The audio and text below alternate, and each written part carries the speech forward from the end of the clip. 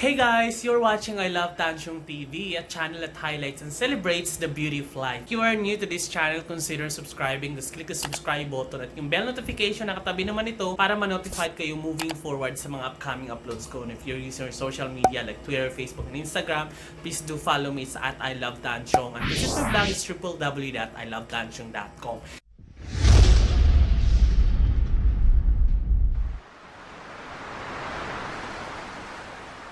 Sobrang saya ko ngayon dahil Lunes ngayon, Monday, March 18, 2019. Naka-vacation leave ako ngayon para lang maglinis ng aking tirahan. I'm pretty sure na panood nyo na yung video ko about nung una kong ni-raid ako dito ni Princess na sobrang dumi yung bahay ko. So sabi ko, aayusin ako, mag-vacation leave ako dahil sobrang daming ipis kaya kailangan ko nang maglinis talaga. Since naglinis ako, ipakita ko sa inyo kung ano yung mga pagbabago kasi nag-arrange ako guys. So ito, tingnan nyo. Ayan guys, sisimulan ko dito. So dito, ito yung mga nilabhan kong sapatos.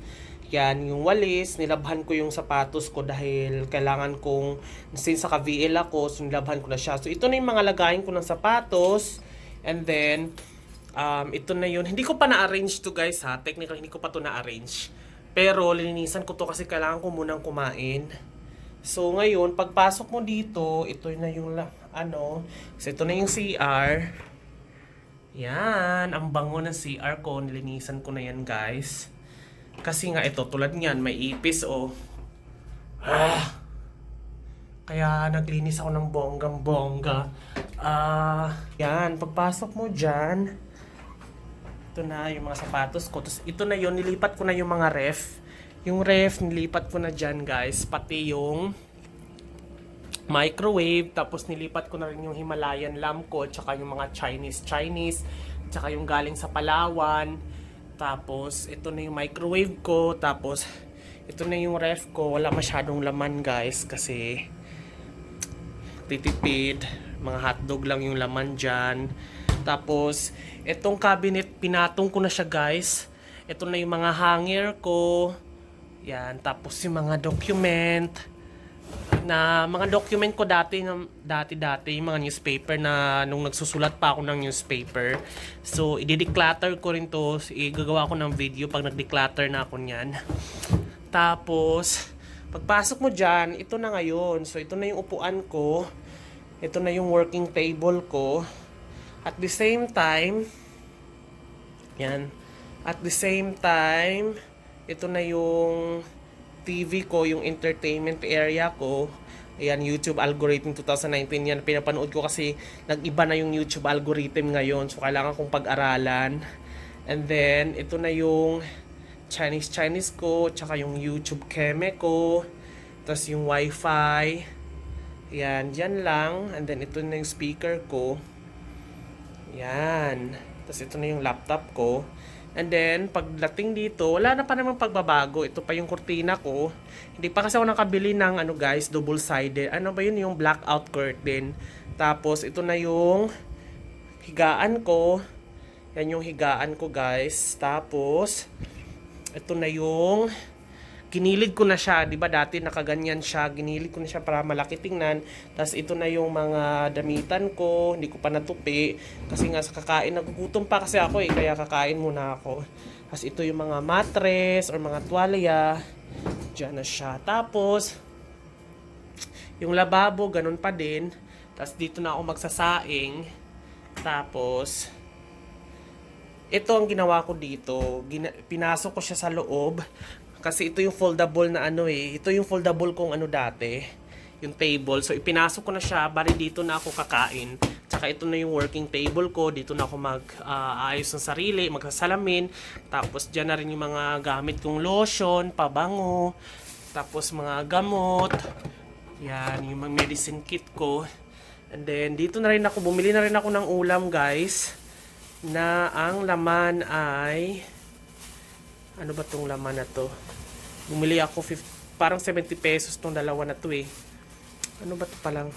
Okay, sinigang. Bumili ako ng sinigang. Mas marami na rin yung sinigang ha. 35 pesos sa labas na. Sa labas. Tapos Yan, dyan lang muna yan. Tapos, ano pa ba itong binili kong isa?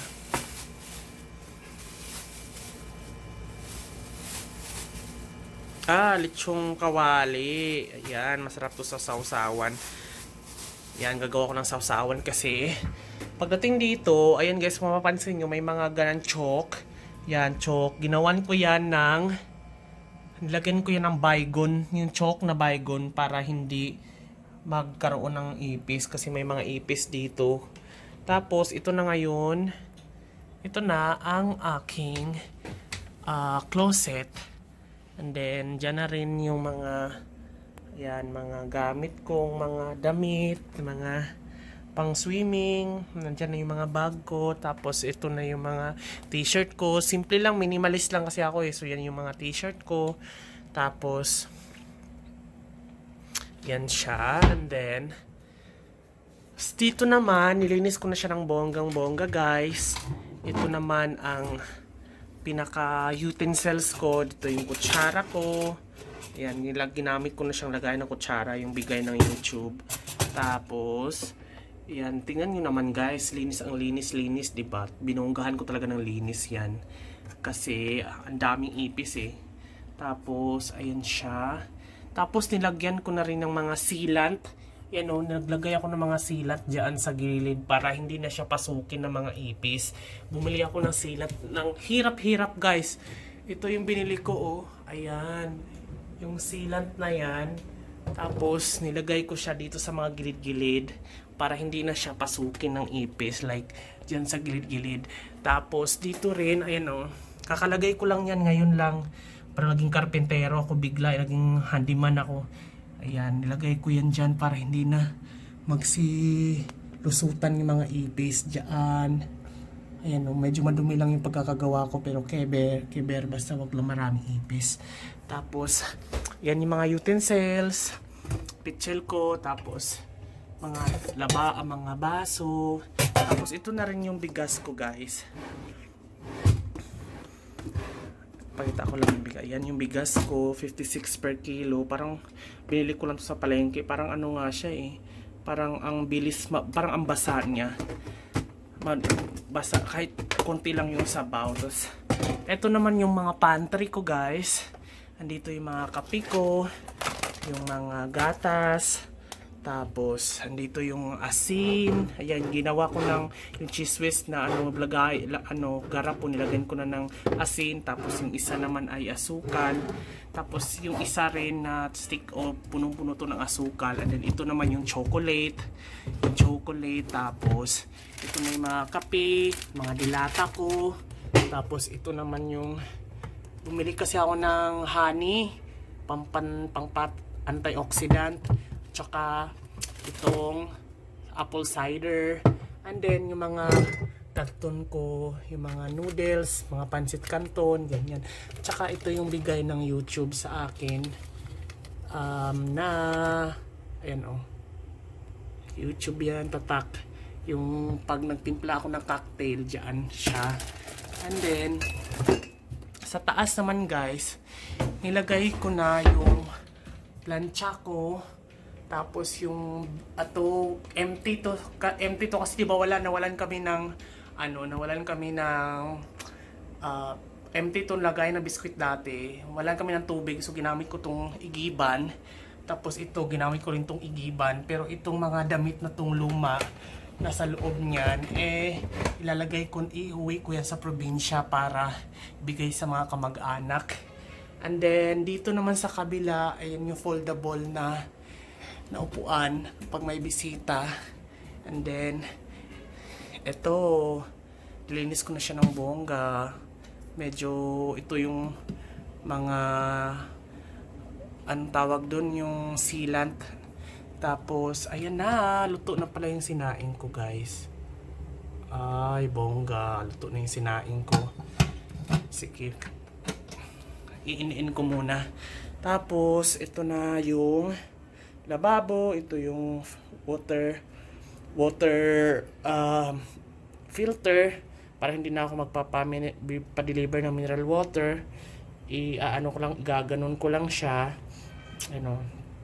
Pag gaganon ko siya, dito siya Pero pag igaganon ko siya, dito na siya dadaan, ayun o.